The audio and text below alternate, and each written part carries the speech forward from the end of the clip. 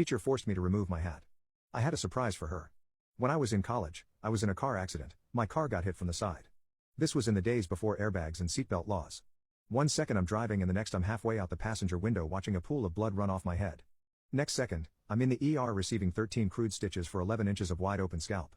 I lost more than 2 pints of blood and a large patch of hair. I also lost my favorite white fishnet t-shirt, but that's a separate tragedy. That Friday of a Labor Day weekend was how my name shows up in the newspaper list of Labor Day weekend accidents. Tuesday comes and I go to class at the local college. Being a teenager gave me the gift of immortality.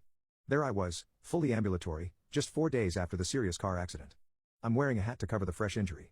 It was a white Panama hat with a bright 80s style hatband.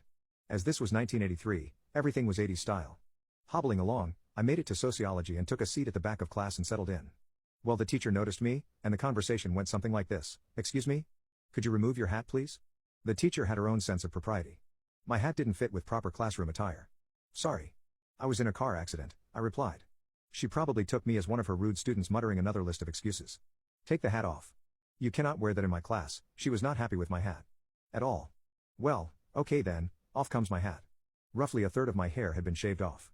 The wound was still pink and puckered. The seam had a line of dried blood in it. The wound began an inch beyond my missing hairline and continued back, branching into a Y shape.